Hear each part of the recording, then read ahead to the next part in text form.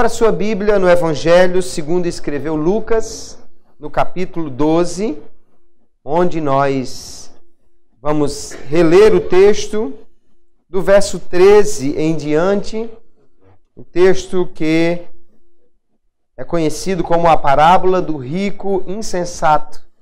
Vamos ler esta palavra e meditar sobre este tema, o tema desta parábola para nós nesta noite. Lucas, capítulo 12, verso 13 em diante, diz assim: E disse-lhe um da multidão: Mestre, dize a meu irmão que reparta comigo a herança. Mas ele lhe disse: Homem, quem me pôs a mim por juiz ou repartidor entre vós? E disse-lhes: Acautelai-vos e guardai-vos da avareza, porque a vida de qualquer não consiste na abundância do que possui. E propôs-lhes uma parábola, dizendo: A herdade de um homem rico tinha produzido com abundância. E arrazoava ele entre si, dizendo: Que farei? Não tenho onde recolher os meus frutos. E disse: Farei isto: derribarei os meus celeiros e edificarei outros maiores, e ali recolherei todas as minhas novidades e os meus bens. E direi à minha alma: Alma, tens em depósito muitos bens para muitos anos. Descansa, come, bebe e folga. Mas Deus lhe disse: Louco, esta noite te pedirão a tua alma, e o que tens preparado para quem será? Assim é aquele que para si ajunta tesouros e não é rico para com Deus. Amém. Glória a Jesus. Nós temos aqui uma parábola, queridos. Como disse a princípio, uma parábola conhecida como a parábola do rico insensato. E tem uma instrução para nós aqui nesta noite muito preciosa. Lucas, ele vai tratar dos temas envolvendo o discipulado, né? É uma questão muito frequente em Lucas, da formação de discípulos de Jesus. E entre as coisas que o discípulo precisa ter ou fazer, está também a relação dele com o dinheiro, com a riqueza. Lucas muitas vezes vai falar deste tema, sobre o cuidado com os pobres, a relação com as riquezas, o quanto elas podem ser até mesmo um concorrente para a fé. E nesta parábola que apenas Lucas registra, nós temos um ensino muito proveitoso sobre as riquezas e sobre o acumular de coisas. Vamos nesta noite, então, tomando esse texto, falar sobre a loucura da ganância. Vamos ver o que a Bíblia tem para nos falar nesta noite. Se nós olharmos como as coisas estão acontecendo aqui no texto, no início deste capítulo 12, diz que Jesus estava ensinando uma grande multidão. O texto de Lucas diz que eram muitos milhares de pessoas. Se eram muitos milhares, vamos pensar pelo menos aí umas 8, 10 mil pessoas. O que era uma multidão muito grande para aquela época, considerando que as cidades e a população mundial era muito menor do que hoje. Hoje nós temos 7 bilhões de pessoas no mundo. Na época de Cristo, calcula-se que deviam existir 250 milhões de pessoas apenas no mundo inteiro. Então, uma multidão aqui de 10 mil pessoas, ainda mais considerando que não tinha microfone, nem telão, nem coisa nenhuma, era uma multidão enorme. E Jesus estava ensinando a esta multidão. E 2 temas estão presentes neste ensino. Jesus está falando que eles devem fugir do fermento dos fariseus, que é a hipocrisia, ou seja, que eles deveriam ser verdadeiros na sua fé, que eles deveriam realmente ter Deus em primeiro lugar na sua vida. E também Jesus está ensinando sobre o que eles deveriam temer. Aonde estaria o correto foco do temor destes homens? Ele diz: não temam aqueles que apenas matam o corpo, mas temam a Deus, porque Ele não somente pode matar o corpo, mas pode lançar também a alma no inferno. E a vida aqui nessa terra é muito curta comparada à eternidade. Então a eternidade deve estar muito mais em foco para nós do que a vida terrena. Enquanto Jesus está ensinando essas coisas, aí no texto que nós já lemos do verso 13, um homem dentre a multidão, de repente de lá ele grita: Mestre, mande meu irmão repartir a herança comigo. É interessante que nós vemos aqui uma coisa que aquele homem faz, que é interromper o que Jesus estava falando, que já era algo que ele não deveria ter feito. E depois ele não diz assim: olha, mestre, eu e meu irmão temos uma disputa por terra e gostaríamos de saber se o senhor poderia ser o juiz, poderia ser o mediador. Não, ele não está pedindo, ele está dando uma ordem aos gritos. E ainda por cima, ele está dizendo o que deve ser feito.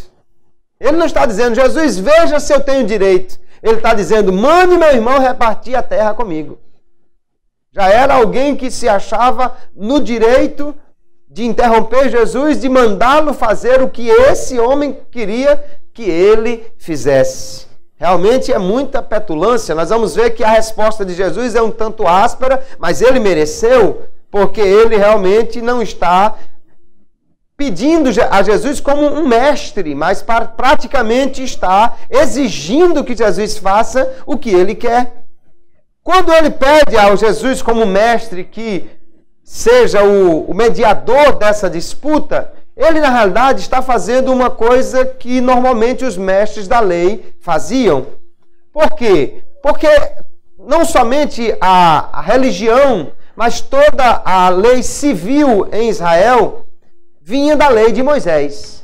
A lei de Moisés regulava como as pessoas não somente iriam servir a Deus, cultuar a Ele, sacrificar e oferecer as suas ofertas, mas a lei de Moisés também dizia o que eles deveriam fazer em qualquer tipo de problema ou disputa. Por exemplo, Deuteronômio capítulo 21, diz assim o texto no verso 15 em diante: se um homem tiver duas mulheres, uma a quem ama e a outra a quem despreza, e ambas lhe tiverem dado filhos, e o filho primogênito for da desprezada, quando fizer herdar a seus filhos o que tiver, não poderá dar a primogenitura ao filho da amada, preferindo-o ao filho da desprezada, que é o primogênito. Mas ao filho da aborrecida reconhecerá por primogênito, dando-lhe dobrada porção de tudo quanto tiver, porquanto ele é as primícias da sua força. O direito da primogenitura é dele. Então a lei regulava essas questões. Se o homem tivesse duas mulheres, uma ele não gostava, a outra ele amava, e ele tivesse um filho primeiro daquela que ele não gostava, ele não podia tirar o direito de primogênito desse filho, mas teria que dar a ele o direito do primogênito, que era a porção dobrada. Ou seja, se tivessem só dois filhos, não iria dividir a terra em duas partes, mas em três. Duas seria do mais velho e uma seria do mais novo. A lei de Moisés regulava essas coisas. Então o que aquele homem está querendo é que Jesus, como mestre da lei, diga o que é o correto, interprete a lei. Só que parece que ele já decidiu que a lei deve ser interpretada a seu favor. Ele já decidiu que ele deve ser beneficiado com isso. Jesus então diz: olha, quem me pôs a mim por juiz entre vós? Jesus está deixando de cumprir isso que ele pede, em primeiro lugar porque esse não era o foco da missão de Jesus, ele não veio para isso. E depois porque Jesus já está vendo no coração daquele homem, certamente, o motivo pelo qual ele quer que Jesus intervenha. Ele identifica então um sério problema. Jesus identifica um sério problema no coração daquele homem e ele diz: tenham cuidado e se guardem da avareza. A palavra aqui traduzida na Revista e Corrigida de Almeida por avareza, também poderia ser traduzida por cobiça, ou ambição, ou ganância. É uma palavra grega que significa literalmente o desejo de ter cada vez mais. E até mesmo de ter aquilo que não é seu, o que pode ser do outro. Jesus então diz: cuidado com isso. Cuidado com a ganância, com o desejo de ter coisas cada vez mais. E aí nós vamos então ver que o Senhor vai contar uma parábola para explicar por que e como se comporta aquele que vive apenas desejando as coisas materiais. A grande questão aqui, queridos, é como nós usamos os nossos bens. Jesus disse: a vida de um homem não consiste na abundância do que ele possui. Não há problemas em ser rico. A Bíblia tem muitos homens de Deus que eram ricos. Abraão era muito rico. Jó era riquíssimo. Davi era muito rico. Quando ele deixou o reino para Salomão, deixou uma fortuna incalculável em metais para Salomão construir o templo. Só que Abraão foi chamado de amigo de Deus, Jó era um servo de Deus reto e temente a ele, e Davi foi chamado homem segundo o coração de Deus. Então o problema não está em ser rico, o problema está em como nós usamos essas riquezas. As riquezas podem ser usadas para enriquecermos para Deus, ou podem ser usadas para nosso empobrecimento espiritual. Nós precisamos usar bem isso, até porque a vida não é definida pelo que nós possuímos. Não é melhor aos olhos de Deus, nem é mais feliz aquele que tem mais, mas sim aquele que tem uma relação correta com a riqueza e com Deus, que é quem abençoa o homem para que ele possa ter prosperidade na sua vida. Jesus disse: a vida de um homem não consiste no que ele tem. Então tenham cuidado com a avareza, com a ganância, com a ambição. O termo utilizado aqui significa literalmente, queridos, o desejo de possuir cada vez mais. A sede insaciável de ter mais e mais. Alguém chamou de o maldito amor de possuir cada vez mais. É isto que traz essa palavra grega que Jesus utiliza aqui, traduzida por avareza, ou em outras versões traduzida por ganância. O desejo de ter coisas e de ter cada vez mais. Jesus então vai contar uma parábola para ilustrar esta atitude errada do coração dos homens e o perigo que ela traz para aquele que vive assim. A parábola, então, é a que nós conhecemos como a parábola do rico insensato. O que diz a história? Diz aqui o texto que havia um homem, e esse homem era rico. Um homem rico que tinha propriedades, que tinha fazendas. E essa riqueza, não há nada no texto que diga que ele acumulou de forma ilícita. Provavelmente ele era rico porque Deus o abençoou. Ele era rico porque Deus havia feito prosperar a fazenda dele. Ele não diz o texto que ele roubou, que ele acumulou de forma ilícita. Ele, inclusive, mostra ser um homem diligente, trabalhador, disposto a aumentar o que ele tinha. Um homem prudente, que tentava resolver os problemas para que não houvessem dificuldades na administração dos seus bens. Se fosse apenas isso, nós estaríamos pensando que esse homem era um homem correto, um homem que poderia ser um exemplo.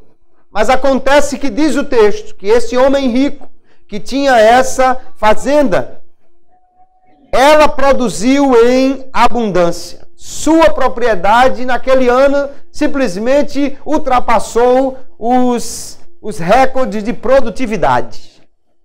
Se antes ela produzia 60 toneladas, vamos dizer, agora esse ano ela produziu 100 toneladas. Ele plantou, mas ela produziu muito. E se produziu muito, é porque certamente Deus abençoou esta produção, abençoou a terra. E como a fazenda daquele homem produziu mais do que ele esperava, ele se pôs a refletir. Ele se pôs a pensar. E o que ele pensa então? Eu não tenho onde guardar tudo isso. Meus celeiros só dá para guardar as 60 toneladas que costumeiramente produzir a minha terra. Não dá para guardar essas 100 toneladas. O que eu faço então? E ele resolve, eu vou destruir os meus celeiros, vou construir outros maiores e vou guardar toda esta riqueza. Vou guardar tudo, tudo é meu e eu vou guardar tudo, não vou dar a ninguém, não vou distribuir com ninguém, eu vou guardar toda essa minha riqueza. E diante dessa riqueza acumulada, dessa verdadeira fortuna que ele teria guardado nos seus celeiros, ele se sente seguro. Ele se sente agora com uma segurança de quem pode viver muitos anos com o que tem guardado. E ele diz para a sua alma: alma, você tem em depósito muitos bens para muitos anos. Descansa, come, bebe e folga. Já estava com não só o boi na sombra, mas um rebanho de bois inteiro na sombra, né? Já estava com tudo muito bem planejado para usufruir os próximos anos, ou para os muitos próximos anos que ele teria de vida pela frente. Ele sente-se seguro com tantos bens que tem guardado e resolve aproveitar isso por muitos e muitos anos. O problema é que Deus diz a ele: louco, esta noite te será tirada a tua alma. E o que tens? Para quem será? Se até os primeiros versículos nós achávamos que este homem era prudente, diligente, agora nós temos a avaliação que realmente conta da vida dele. Deus olha para ele e nem chama de prudente e nem diligente, chama ele de louco. Um homem louco, um homem sem juízo, um homem sem sanidade, um homem sem sabedoria. Deus o chama assim por causa das suas atitudes. Vamos ver então onde está a loucura deste homem. Quais as loucuras que ele cometeu para que nós possamos evitar todas estas coisas. A primeira loucura deste homem ganancioso é porque ele desprezou Deus. Quem fez a terra dele produzir? Foi Deus. Não diz o texto que ele usou uma técnica nova, nem um adubo melhor. Simplesmente a terra dele produziu com abundância naquele ano. O que ele deveria dizer? Deus, muito obrigado. O que ele deveria dizer? Eu louvo a Deus porque ele me abençoou. Mas você não vê nenhuma palavra aqui. Esse homem insensato parece que acha que tudo foi fruto do trabalho dele, que Deus não está presente em nada nessa história. O salmista, no Salmo 14, também apresenta um homem tão louco quanto esse, que diz assim: diz o nécio no seu coração, não há Deus. Na verdade, o texto em hebraico aqui só tem não Deus. A palavra "há" foi acrescentada para dar sentido à frase. O nécio, o louco do Salmo 14 está dizendo: Deus não. Ele está negando não a existência propriamente de Deus. Ele pode não ser ateu, mas há um ateísmo prático. Ele está simplesmente negando que Deus esteja presente na sua vida ou que ele esteja debaixo do governo de Deus. E aí diz o texto: os homens têm se corrompido, fazem-se abomináveis em suas obras, não há quem faça o bem. Se o homem acha que Deus não está aí, se ele acha que não tem contas a prestar a Deus, se ele acha que Deus não está presente, então ele acha que pode viver de qualquer maneira.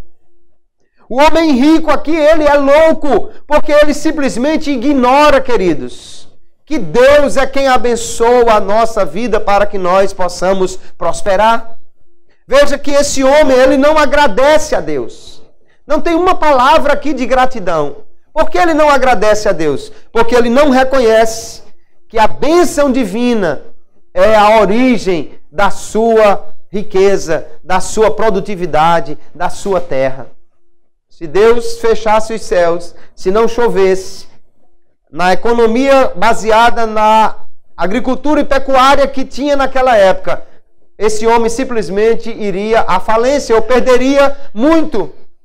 Deus abençoou a sua terra e ele não tem uma palavra de gratidão, de reconhecimento, nada. Parece que Deus não está envolvido nessa questão. Parece que ele é que consegue produzir o que quer. E ele busca segurança naquilo que tem, ou naquilo que ele pensa que tem. Ele pensa que a riqueza é dele, ele pensa que os celeiros são dele, ele pensa que a terra é dele, ele até diz que a alma é dele. Ele diz, a minha alma. No entanto, ele de fato não possui nada. Sabe por quê? Porque tudo que existe nessa terra é de Deus. A sua vida, aleluia, os seus dias, o que você produz, tudo é um empréstimo de Deus. Não trouxemos nada para este mundo. E quando partimos daqui não levamos nada. Então do dia do seu nascimento até o dia da sua morte, tudo que você tem é um empréstimo de Deus. O salmista no Salmo 49, ele fala de homens loucos também assim, que pensam que são donos de tudo. E ele diz, aqueles que confiam na sua fazenda e se gloriam na multidão das suas riquezas, o seu pensamento interior é que suas casas serão perpétuas e as suas habitações de geração em geração. Eles pensam que porque tem dinheiro não vão morrer nunca. E dão às suas terras os seus próprios nomes. Eles dão seus nomes às terras porque acham que vão viver para sempre. Este caminho deles, ele diz, é a sua loucura. Contudo, a sua posteridade, os seus descendentes, aprova as suas palavras. Mas ele diz, quando morrer, nada levará consigo, nem a sua glória o acompanhará. Veja que loucura aqui desse homem. Ele acha que tem muito, que pode gozar daquilo durante muitos anos, quando na realidade ele não tem nada. Tudo é um empréstimo de Deus. Ele deveria então reconhecer Deus na sua vida. As pessoas pensam, queridos, que tem controle sobre a vida. Mas nós não temos controle nem sobre o dia de hoje, que dirá sobre o amanhã. Então a nossa vida, Jesus disse, não consiste no que você tem. O sentido da vida não é o que você pode dar a si mesmo. Não é o que você pode acumular. Não é o que você pode ganhar. O sentido da vida é o que você faz com o que Deus lhe dá. Aleluia. Porque tudo que você tem é de Deus. Então, como você usa o que Deus lhe dá, isso é que dá sentido à sua vida. Se você usa bem aquilo que Deus lhe dá, a sua vida realmente é próspera e abençoada. Mas aquele que usa mal, ou aquele que não reconhece que é Deus quem lhe dá, ele é um louco. Ele acha que tem muita coisa, quando na realidade não tem nada. A primeira grande loucura deste homem insensato e ganancioso é que ele acha que Deus está fora da sua vida. Ele acha que Deus não tem nada a ver com a sua prosperidade, quando na realidade ele vai descobrir que Deus é o dono de tudo. A grande loucura desse homem continua ainda, queridos, porque ele ignorou a vida após a morte. Ele tem apenas o foco voltado para esta vida, nesta terra, nesta existência. Nos dias que ele vive aqui, ele tinha um tesouro muito grande acumulado nessa vida, mas parece que ele não tinha nada acumulado para a vida após a morte. A nossa existência nessa terra, ela é breve. Ainda que o homem viva 100 anos ou mais, comparado à eternidade, isso não é nada. Isso não é absolutamente nada. Jesus já havia dito aos homens aqui, quando ele estava ensinando, que eles não deveriam temer o fim da vida nessa terra. Jesus disse, não temam aquele que mata só o corpo, mas temam aquele que pode lhe trazer problemas pela eternidade. Aquele que não somente mata o corpo, mas pode lançar a alma no inferno. O nosso temor, queridos, não pode estar apenas nas coisas desta vida. Tem gente que morre de medo de amanhã não ter dinheiro, morre de medo de amanhã perder o que tem, morre de medo de ficar pobre, morre de medo de ficar desamparado, fica com tanto medo nessas coisas, mas não pensa que na realidade a maior preocupação nossa não deve ser apenas com esta terra, mas sim com a eternidade. Passar alguns anos sozinho nessa terra não é tão ruim. Ruim é passar a eternidade sem Deus. Então nós não podemos nos voltar apenas para esta vida. Aquele homem achava que ia viver muitos anos pela frente, mas pelo visto não tinha feito nada pensando na vida após a sua morte. E Jesus está ensinando aos seus discípulos em Lucas capítulo 9, o que é exatamente o pensamento contrário, oposto ao desse homem. Jesus disse: se alguém quer vir após mim, negue-se a si mesmo e tome cada dia a sua cruz e siga-me. E ele explica porque qualquer que quiser salvar a sua vida, perdê-la-á. Mas qualquer que por amor de mim perder a sua vida, a salvará. Porque que aproveita ao homem granjear o mundo todo, perdendo-se ou prejudicando-se a si mesmo? Não adianta de nada acumular muitos bens nesta vida e não fazer uma provisão para a vida eterna. Porque a riqueza acumulada por alguém, queridos, alguém trabalha tanto, se esforça tanto, às vezes passa muitos apertos, não gasta nada para acumular uma riqueza.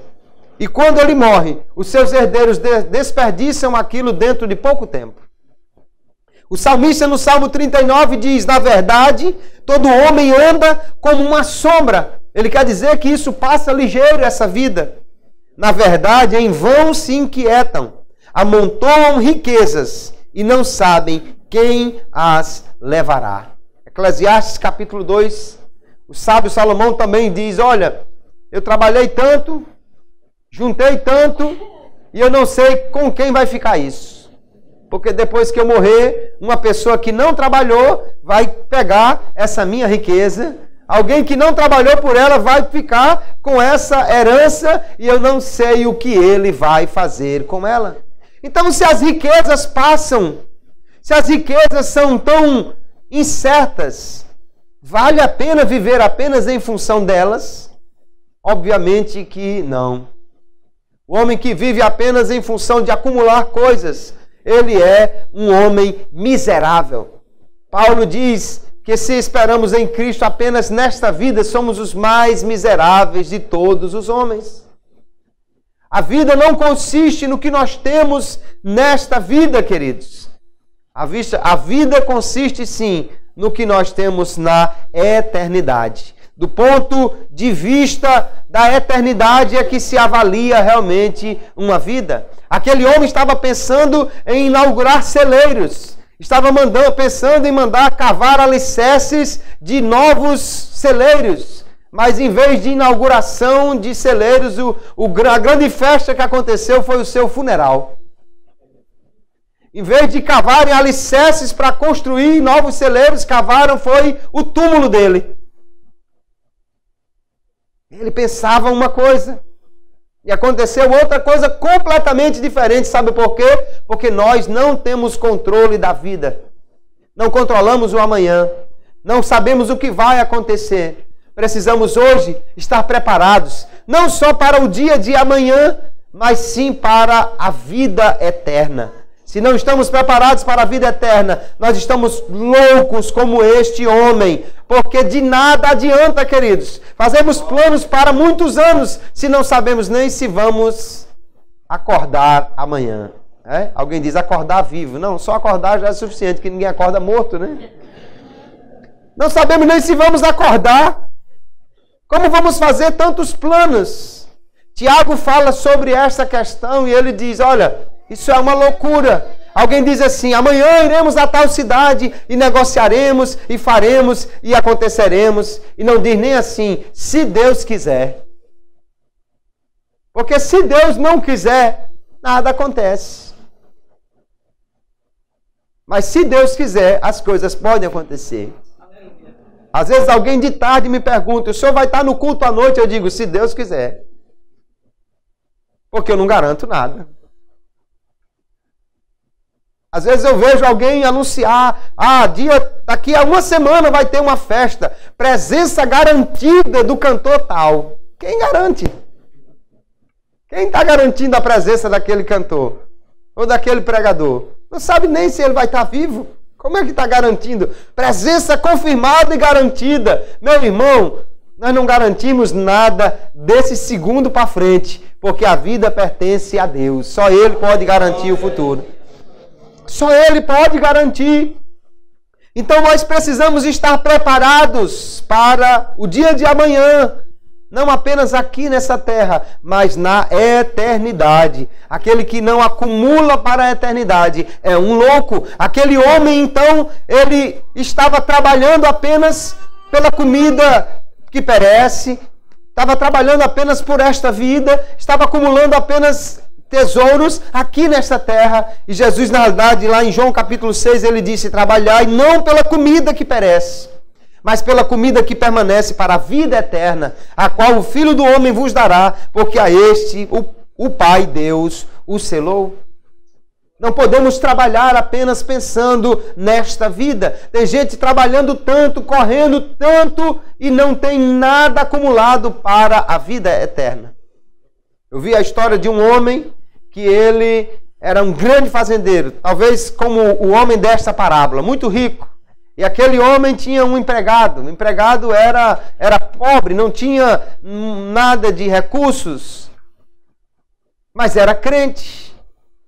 E o homem tenta dissuadir o crente da sua fé, dizendo: de que adianta essa sua fé? E aí ele vai e chama o empregado, o crente, e diz assim: olha aqui para frente, até onde a vista alcança, tudo é meu. Olha aqui desse outro lado, para a direita, até onde a vista alcança, tudo é meu. E desse outro lado, também. E atrás da casa aqui, até onde você pode enxergar, tudo é meu.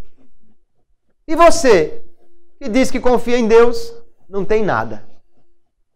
E o irmão então voltou-se para aquele homem rico e perguntou: mas patrão, e aqui para cima o senhor tem o quê? De todos os lados ele tinha muita coisa. Mas aqui para cima, o senhor tem o quê? Se não tem nada guardado lá em cima, então é um pobre, é um miserável, porque amanhã, se morrer, não leva nada aqui desta terra. E se não tem tesouros acumulados lá, de que adianta? Jesus disse, aleluia, juntai tesouros no céu, onde nem a traça, nem a ferrugem consomem, e onde os ladrões não minam, nem roubam.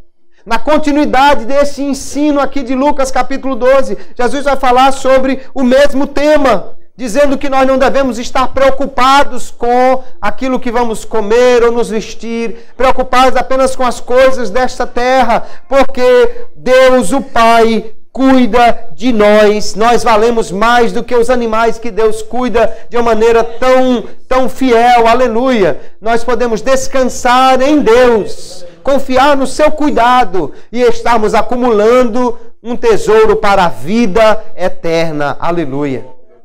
Aquele homem era louco, estava preparado para o dia de amanhã, aqui nessa terra, mas não estava preparado para a vida após a morte.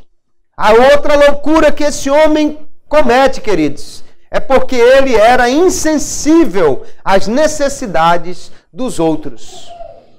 Ele já era rico, ele já tinha muita coisa, e naquele ano a sua propriedade rendeu de uma forma extraordinária, produziu mais do que deveria.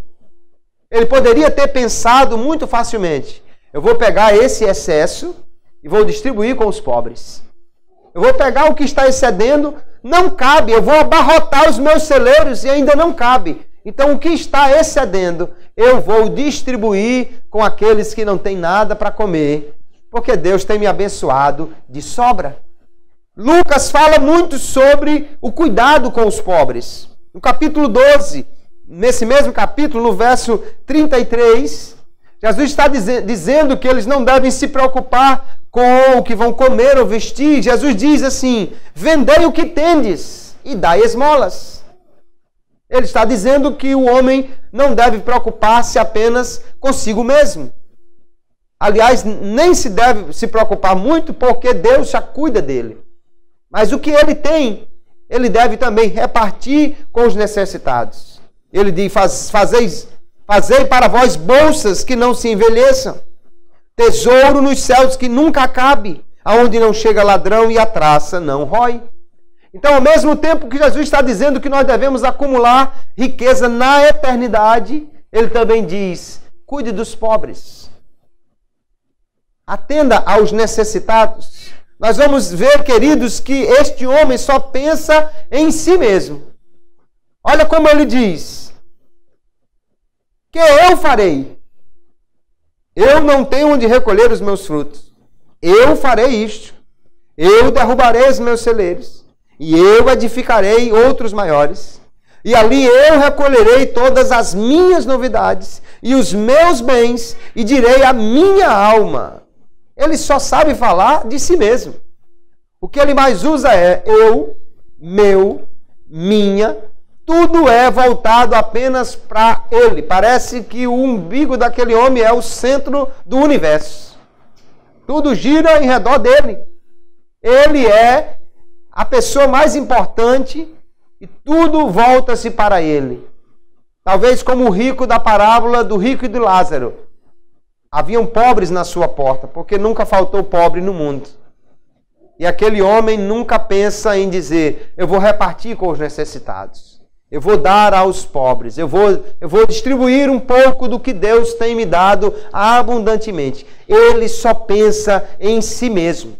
É um homem ganancioso, egoísta, que não pensa em repartir nada, apesar de ter sido tão abençoado por Deus. Ele julgava que tudo aquilo era dele, até mesmo a sua alma. Ele diz, minha alma, tens depósito para muitos anos, come, bebe, folga. Ele pensava que a alma era dele. Mas quando Deus diz a ele, louco, esta noite te pedirão a tua alma. Até as almas, queridos, são de Deus. Ezequiel capítulo 18, Deus diz assim, eis que todas as almas são minhas. Como a alma do pai, também a alma do filho é minha. Se você pensa que tem muita coisa, você acaba de descobrir que nem a sua alma é sua. Nem a sua alma você tem controle realmente sobre ela. Todas as almas são de Deus, ou seja, é Ele quem dá.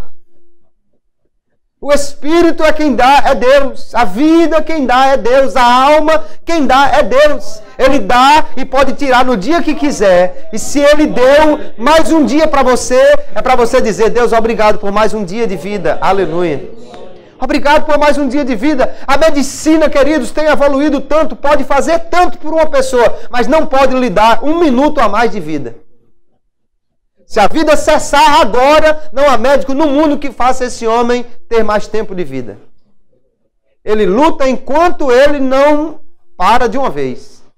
Dá choque para ver se o coração volta, ele faz massagem, aplica medicamento, injeção até no coração, bota respirador artificial, faz de tudo. Mas quando a vida vai embora, não tem médico que acrescente um segundo a essa pessoa aqui nessa terra. Porque a vida é um dom de Deus.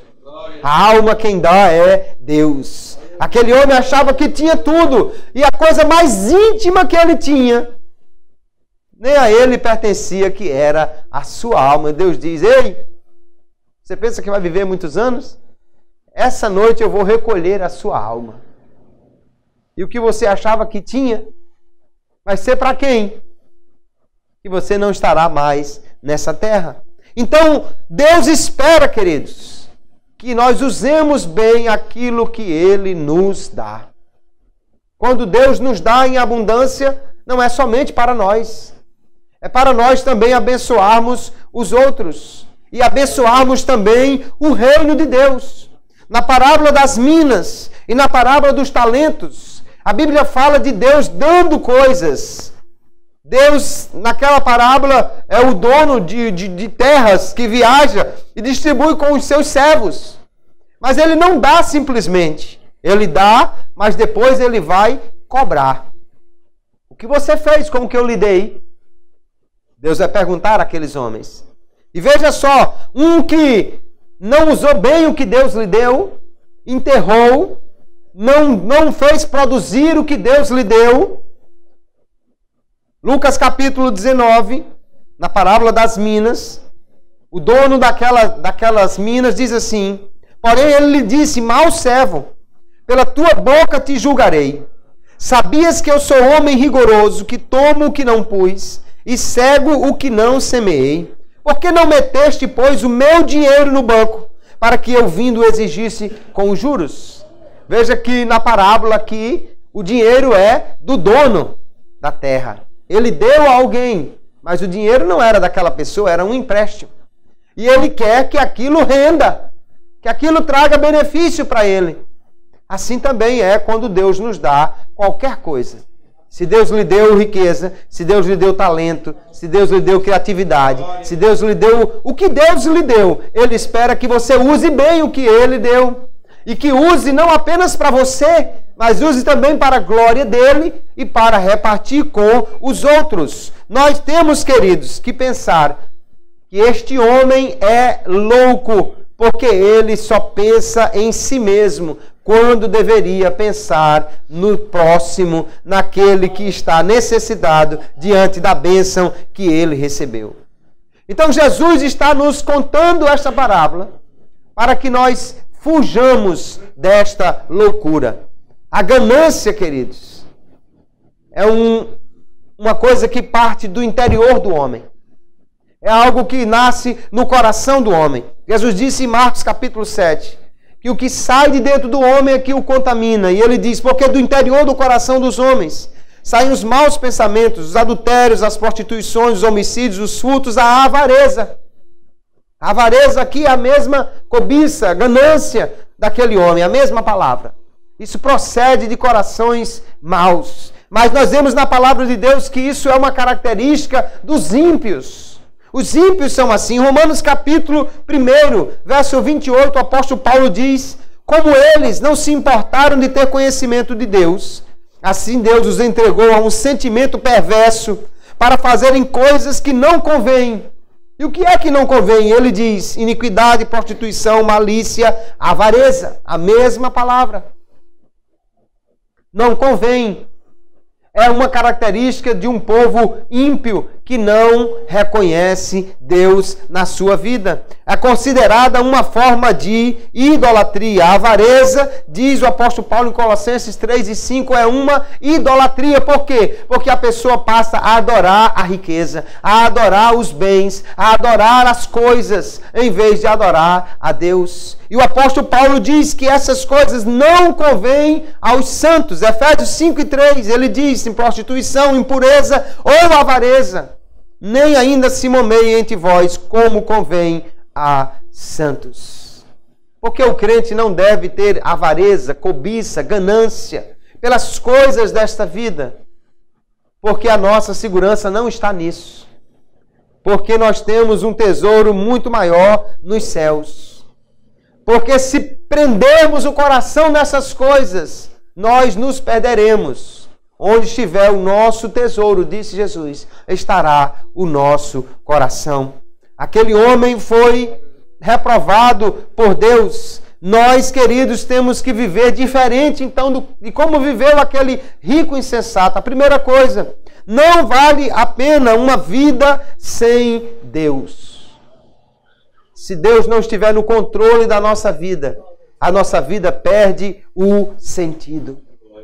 O verdadeiro sentido da vida é o homem fazer aquilo que Deus quer que ele faça. Aleluia! Deus precisa ser Senhor da nossa vida. Aquele homem foi tão abençoado, não tem uma oração registrada dele, nem de agradecimento e nem um pedido de orientação. Se Deus lhe abençoar muito, queridos, pergunte a Deus o que Ele quer que você faça com o que Ele lhe dá. Pergunte a Deus o que é. Deus, o que é que o Senhor quer que eu faça com isso? Olha, veio um aumento no meu salário. Olha, eu ganhei um bônus. Veio um atrasado para mim que eu nem esperava. Chegou uma bênção, eu ganhei uma herança, recebi um presente. Você já perguntou a Deus o que é que Ele quer que você faça com isso? Porque se vem dele, Ele melhor do que nós sabe como administrar aquilo que Ele nos dá. Aleluia. Às vezes Deus não nos dá aquilo que nós queremos ou pedimos, pelo menos não naquela hora, porque nos falta sabedoria para administrar. E nós ignoramos que Deus é o que conhece, o que tem toda a sabedoria. E a Ele nós precisamos recorrer para perguntar: o que o Senhor quer que eu faça com isto que o Senhor me deu? Aquele homem é louco porque ele deixa Deus de fora da sua vida. Ele é louco porque ele vive só pensando nas coisas desta vida, mas a avaliação final de uma vida, queridos, ela é feita do ponto de vista da eternidade. Se o homem for muito bem aqui nessa terra, mas morrer e for para o inferno, ele é o maior de todos os derrotados. Se o homem for muito rico e muito próspero nesta terra, mas ele não for para o céu, ele não tiver nada acumulado para a vida após a morte, de que adianta? É exatamente assim que Jesus avalia. De que adianta o homem ganhar o mundo inteiro e perder a sua alma? Então é do ponto de vista da eternidade que se mede uma vida. Alguém pode ser muito pobre, não ter nada aqui nesta terra, mas se morrer com Deus, porque viveu com Ele, ganhará o céu, aleluia, e será um eterno vencedor, aleluia. Será um homem que venceu para sempre, aleluia. As coisas desta terra não podem nos prender a ponto de nos tirar a vida eterna. A nossa segurança não pode estar nas coisas. O homem sente-se muito seguro à medida que ele tem mais. Se alguém tem dinheiro no banco, mesmo em dias de greve, ele sente-se seguro. Ah, porque eu tenho. Ele sente-se seguro porque, se faltar amanhã, mas eu tenho. À medida que ele tem casas, apartamentos, carros, ele sente-se mais seguro. Porque ele diz, não, eu tenho, se faltar, eu vendo ali uma casa, um apartamento, eu tenho. Ele sente-se seguro por causa das coisas. E isso, queridos, não é só no dinheiro. Não é só o rico que tem esse tipo de sentimento. Alguém que não tem dinheiro acumula cargos, títulos, diplomas e sente-se seguro. Eu já tenho meu doutorado, então agora eu estou tranquilo na minha profissão. Eu agora já tenho 3 empregos, então eu estou garantido. Mas se Deus não nos der vida, de que adianta essas coisas? Que título, que cargos, que fortuna poderá ser usufruída por alguém que não está mais nesta terra?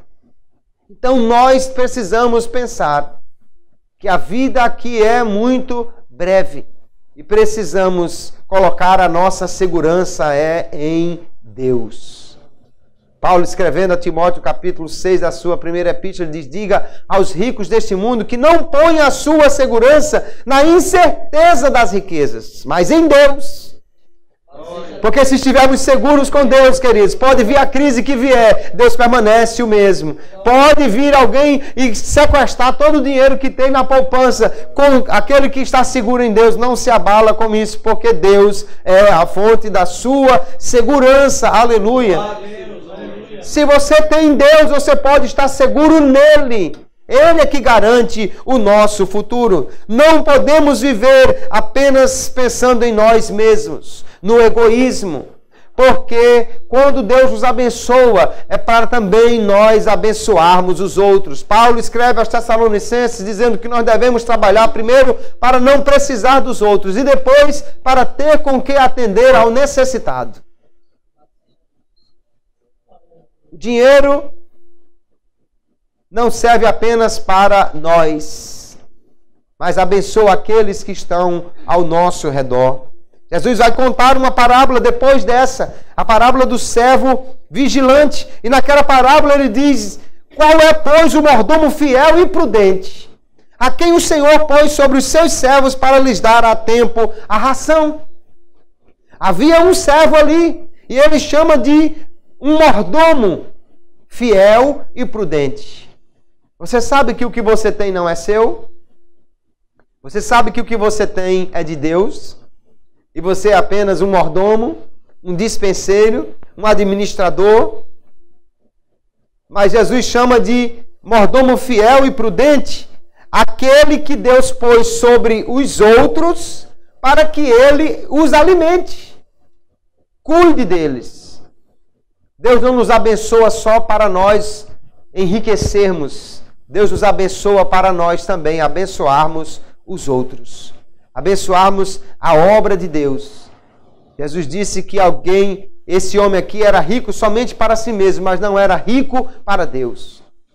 Não há uma menção aqui que ele tenha dito, eu vou dar uma grande oferta no templo.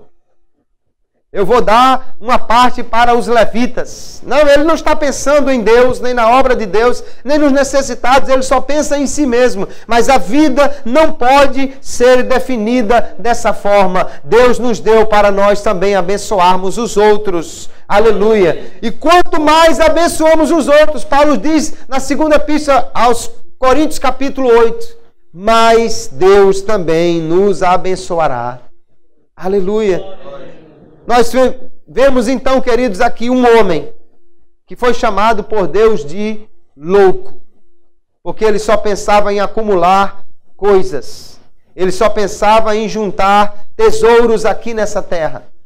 Tudo que ele tinha, ele pensava que era dele e que poderia usufruir por muitos anos. Deus diz, esse homem é louco. Então nós precisamos aprender a viver como sábios e não como loucos. Viver como sábio significa viver para Deus. Viver em função de Deus. Viver tendo Deus como centro da nossa vida. O cristão não pode ter a ganância pelas coisas. Não se apegue demais às coisas. Não deixe que as coisas roubem o sentido da sua vida. Não gaste o seu tempo apenas pensando nas coisas. Mas invista no céu, aleluia. Invista no reino de Deus. Paulo disse, olha, eu tenho também uma vontade muito grande. Paulo tinha um desejo insaciável também. Mas esse desejo era de anunciar o Evangelho.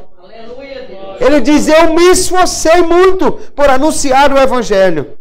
Não onde Cristo houvera sido nomeado para não edificar sobre o fundamento alheio. Ele queria descobrir onde não era... ainda onde não tinha uma igreja, onde não tinha crente, e ele ia lá para pregar, porque ele tinha realmente um desejo insaciável de pregar o Evangelho. Outro desejo insaciável que Paulo tinha era de fazer aquilo que agradasse a Deus. Ele diz, olha, nós temos confiança e desejamos antes deixar este corpo para habitar com o Senhor, pelo que muito desejamos também ser-lhe agradáveis, quer presentes, quer ausentes. Se Paulo tinha um desejo incontrolável, não era de acumular coisas, mas era de viver para agradar a Deus. Essa deve ser a verdadeira ambição do cristão, a verdadeira ganância, se nós podemos usar essa palavra, do cristão. O desejo insaciável do cristão deve ser viver para Deus e agradar a Ele. Que o Senhor possa, nesta noite, encontrar corações abertos, preparados para receber a sua palavra.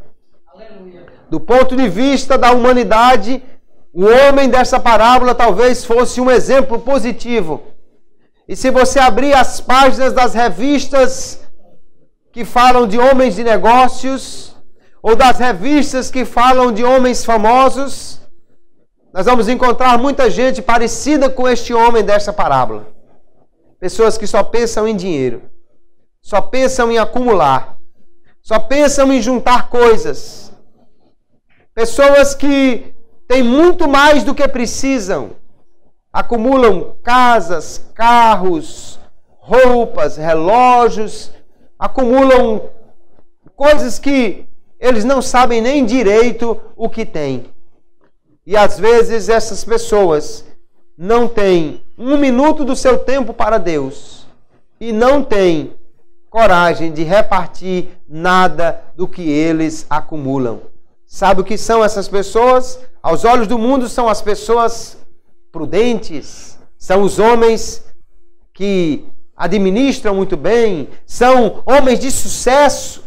Aos olhos de Deus, são loucos, são homens sem juízo, são homens sem nenhum sentido para a sua vida.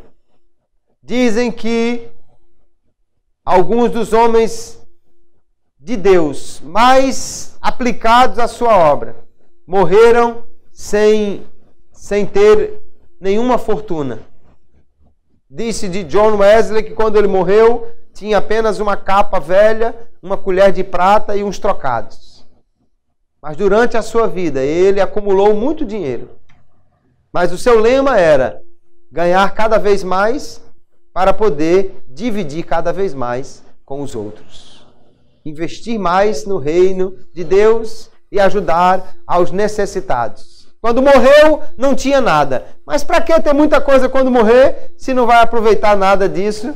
Mas certamente no céu, para onde ele foi, ele tinha muito tesouro acumulado, ele tinha muita riqueza acumulada, para com elas presentear o Senhor da glória, que o abençoou aqui nesta terra. Vamos, queridos, viver esta vida do ponto de vista de Deus. Vale a pena ser sábio como Deus manda ser, e não viver tão preocupado com as coisas aqui desta terra, mas viver preocupado em agradar a Deus, em ajuntar tesouro nos céus. Vale muito mais a pena guardar 1 centavo no céu do que 1 milhão aqui nesta terra, porque amanhã não sabemos se aqui estaremos para aproveitar nada disso. Mas se tivermos dinheiro ou riqueza, tesouros, acumulados no céu, certamente não faltará tempo por toda a eternidade para gozarmos daquilo que nós acumulamos lá.